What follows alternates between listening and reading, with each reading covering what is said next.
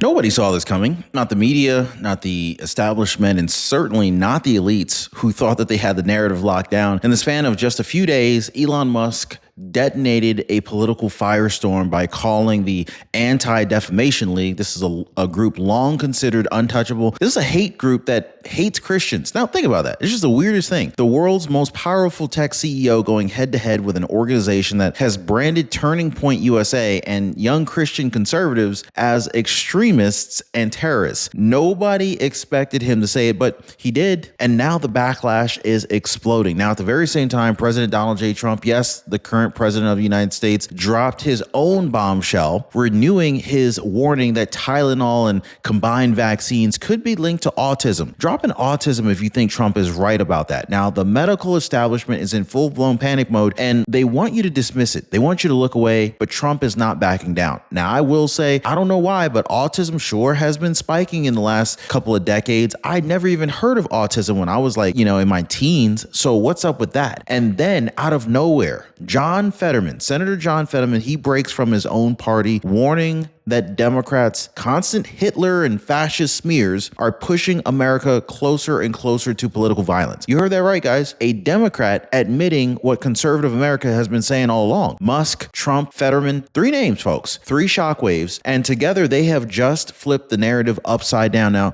guys, by the end of this video, you're going to see exactly why the establishment is completely terrified of what comes next. Hit the like button, subscribe, folks. Let's start with the explosion that lit this fire. Elon Musk versus the ADL. Now, on his own platform, X, Musk didn't just criticize, he essentially declared the Anti-Defamation League itself a hate group, saying it hates Christians and has been weaponizing false labels against conservatives. Now, think about that for a second, okay? You've got the richest man in the world, the head of Tesla, the head of SpaceX, and the platform where half of the political world lives is calling out one of the most powerful watchdog organizations in America. The establishment wanted silence, but Musk gave them thunder. Now, why did Elon Musk go this far? Well, it's because the ADL escalated. They officially listed Turning Point USA, founded by the late Charlie Kirk, as extremist.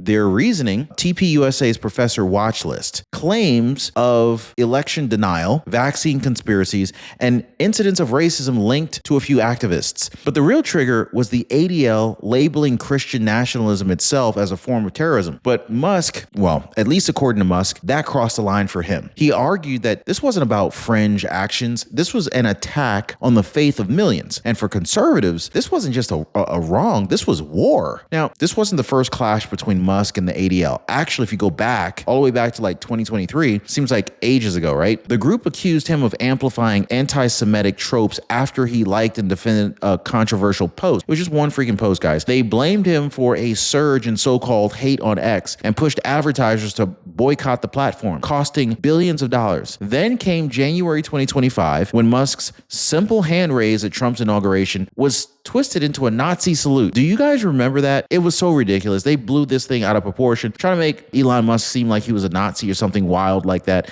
Anyway, so the ADL, they ran with it, branding Musk as anti-Semite. I mean, he never forgot it. And now with the TPUSA smear, he is striking back harder, sharper, and with way more allies than ever before. Enter the conservative backlash. Firebrand Laura Loomer, a very close Trump ally, blasted the ADL as a far-left control organization that has lost all moral authority. She said that the group hides behind fighting hate while enabling lawfare against Christians and conservatives. Others piled on, pointing to the ADL's history of defending Democrats while targeting populist voices. The narrative shifted. What was once an untouchable civil rights nonprofit is now painted as a political weapon. And with Elon Musk amplifying the fight, conservatives see a chance to turn the tables. The establishment knows that this battle isn't going away. Now, most people, they don't even realize this, but their Medicare plan changes every single year without fail, folks. Network shift, prescriptions get dropped, premiums creep up, and the worst part, nobody even warned you about it. This is exactly why I call Chapter, guys. This is why I partner with Chapter.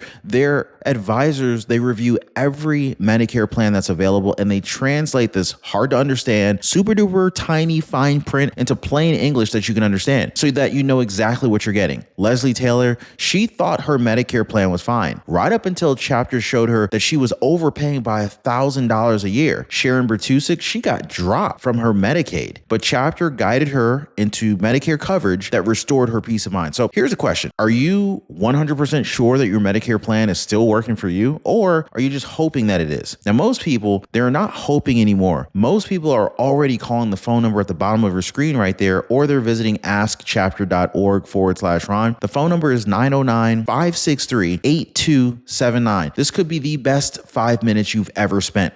Now, President Trump, he wasted no time weighing in. He framed Elon Musk's clash with the ADL as proof of what conservatives have endured for years. Silenced, smeared, dragged through the courts for daring to fight back. Trump called it lawfare, plain and simple. He reminded Americans that Democrats weaponized the system against him for 4 long years, only to cry foul when the tables turned. Now, to Trump, supporting Musk isn't just about free speech. It is about defending Christianity itself. For millions of voters, that message resonates loud and clear heading into this, or at least into his second year back in office. So Trump didn't stop there. Of course not. Trump doesn't let off the gas. This man has so much energy, it's unbelievable. So in one of the most controversial moves of his presidency, Trump doubled down on health warnings that the media despises. Standing alongside RFK Jr., Trump pointed to studies suggesting Tylenol use during pregnancy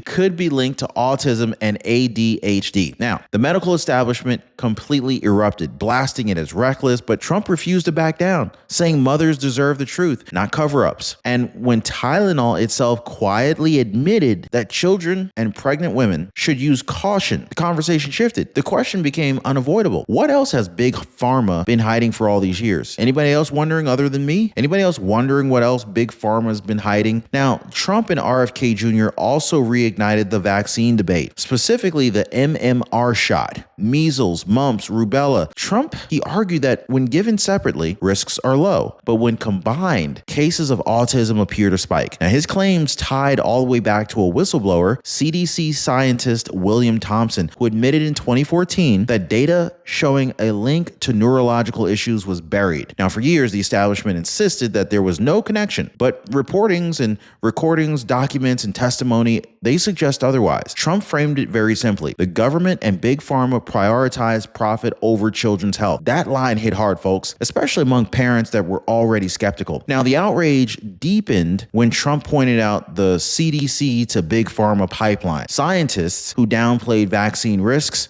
well, let's just say that they didn't just move on. Many took these cushy jobs with pharmaceutical giants like Merck, cashing in with these different stock options that were worth millions of dollars. Now, to Trump's base, this wasn't just a coincidence. This was corruption. The very people entrusted with public safety, well, they sold out, they lied, and they got rich, very rich. And the media, well, they stayed silent. For ordinary Americans, the picture became blatantly clear. They were the lab rats in the system that was designed to enrich the elites. Trump vowed to expose it all. This promise that Trump made to expose them all has the establishment completely panicked. And so then came a shocker that no one ever expected. No one ever saw this one coming. John Fetterman, of all people, guys, breaking ranks with his own party. On his X account, he warned that Democrats tossing around words like Hitler and fascist are playing with fire. Fetterman said, "This unchecked rhetoric is fueling political violence and it must stop." Now, coming from a Democrat, this was explosive. He wasn't parroting the party line. He was calling out his own side. Now, for conservatives, this was vindication. For Democrats, this was seen as betrayal. And for the media, well, it was a nightmare narrative that they just couldn't control. Now, Fetterman backed his warning with data. He shared an Axios study tracking 750 domestic political attacks since 1994. The results stunned even some skeptics. Since 2016, left-wing extremists carried out 41 attacks, killing 13 people, while right-wing extremists caused more deaths overall. But here's the real kicker. In the first half of 2025, there were 5 left-wing attacks compared to just 1 right-wing attack. Fetterman argued that calling opponents Nazis, it only stokes these sorts of outcomes. So he told America that the temperature must come down or violence will continue to keep climbing. And Democrats, they hated hearing it from one of their own. Of course they did, right? Now, what made Fetterman's message so devastating was that it wasn't directed to conservatives. It was actually aimed straight at Democrats. He told his own colleagues to stop dehumanizing political opponents with labels like Hitler or fascist. He said it doesn't just poison debate, it incites violence. This was more than a break. This was a rebuke of the entire Democrat strategy since Trump entered politics. And for years, they've leaned on fear and demonization. And now, one of their own admitted it's gone too far. So this is why this backlash inside the party was immediate and it was vicious. So at the same time, you got Democrats launching yet another narrative that Trump is using lawfare for revenge. Now, after trying to jail him for over 700 years worth of charges, suddenly they are the victims. They point to former FBI Director James Comey's indictment as an example of Trump's so-called political vendetta. Guys, here's the real hypocrisy, okay? These are the same Democrats who weaponized the DOJ and the FBI to attempt to destroy Trump and his allies. They came after his family. So now that accountability, it has arrived. And now that it has arrived, they're screaming foul play. Folks, it's not revenge, it's just justice. And that double standard is impossible for ordinary Americans to ignore at this point. Now, Senator J.D. Vance, he stepped forward to dismantle the Democrats' claims. He reminded America that James Comey's indictment wasn't dreamed up in some Trump war room. It was handed down by a grand jury in Alexandria, Virginia. And that jury, not exactly Trump country, you know what I'm saying here? It returned 2 indictments out of the 3 requests. That's a pretty substantial amount. That's 2/3, folks. That's not politics. That's actually just due process. Vance, he went even further. He said Trump's DOJ has prosecuted both allies and opponents, proving the system under him is way more fair than anything that Biden ever ran. And so when it comes to Comey, J.D. Vance, he was very blunt. The man lied under oath. Now he's facing charges. It's just that simple. Here's what really rattled the establishment. Trump said Comey is just the beginning. He warned that more indictments are coming, hinting at Adam Schiff, Letitia James, and others who abuse their offices. Critics call it revenge, but Trump insists that it's more about restoring faith in the law. There will be others. This is what Trump said, and the media panicked after he said it. Now, for years, elites lived above accountability. Now, Trump is turning the spotlight back on them. The promise that no one is untouchable. This is why his supporters cheer and why his enemies are losing all sorts of sleep at night. Now, over the weekend, President Trump, he announced a rare high-level meeting of generals and admirals at Quantico. Nearly every top officer, even those that were stationed overseas, they were summoned. The media immediately whispered war preparations, but Trump described it very differently, a reset of America's war ethos. Defense Secretary Pete Hegseth, he echoed the same message, promising updated grooming standards, tougher discipline, and a renewed sense of unity. Now, it was one of the largest military gatherings in modern history. Now, for supporters, it signals strength. For critics,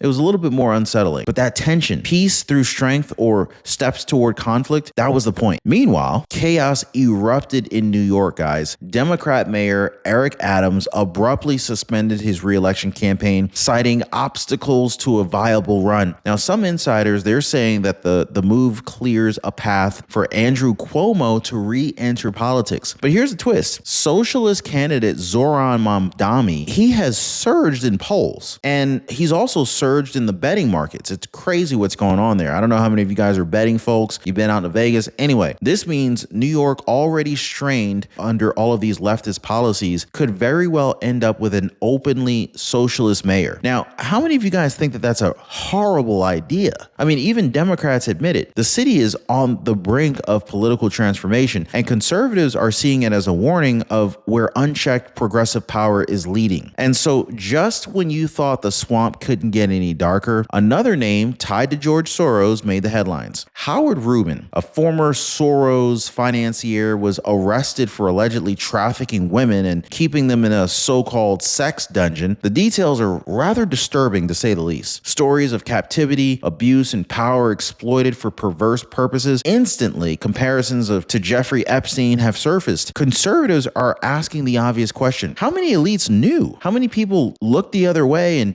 Who else was involved? And for years, the left painted Soros as a saint of democracy. Now, his whole circle looks more and more like a scandal factory. And of course, on foreign policy, President Trump unveiled a 21-point plan for Gaza, and it stunned both the allies and enemies. He proposed working with the Abraham Accord nations to de-radicalize Gaza, build it into thriving cities, and restore stability for the people, not just Israel. But Trump's plan came with steel. Hostages must be released within 72 hours, or Israel would have free reign. Now, this wasn't a call for endless war. It was a roadmap for peace through strength. The vision of Qatar, Saudi Arabia, and others rebuilding Gaza right alongside the U.S., this sent shockwaves across the region. As if the world wasn't already tense enough, Russia and Iran just inked a $2 billion deal for Moscow's Rosatom to build 4 nuclear reactors in Iran's Sirikak region. This is concerning. I mean, this particular project will generate about 5,000 megawatts of electricity, but the geopolitical consequences are absolutely enormous. Iran gains nuclear infrastructure, Russia gains deeper Middle Eastern influence, and America faces yet another security dilemma. Critics warn that this strengthens 2 of Trump's toughest adversaries. Supporters argue that it proves why Trump's America First doctrine, tariffs, sanctions, and military strength is way more vital than ever. Either way, the stakes for global power just skyrocketed. And then overnight, Russia went ahead and launched one of the largest strikes of the war. 595 drones and 48 missiles raining down on cities all across Ukraine. The targets weren't just military. They included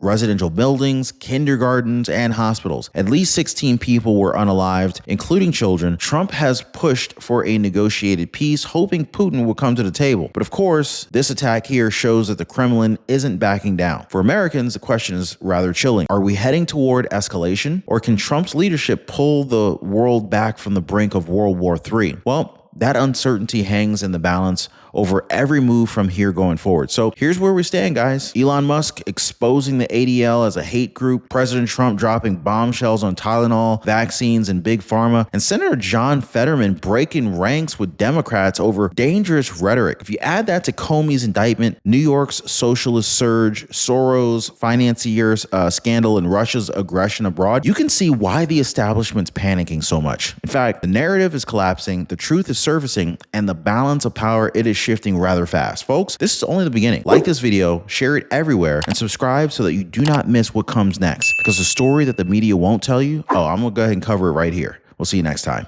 Hey, by the way, guys, if you're one of the real ones who really enjoy what we do here on the channel, you've got to check out the Inner Circle. This is where our true supporters get exclusive access to content that I just can't share here, completely commercial free.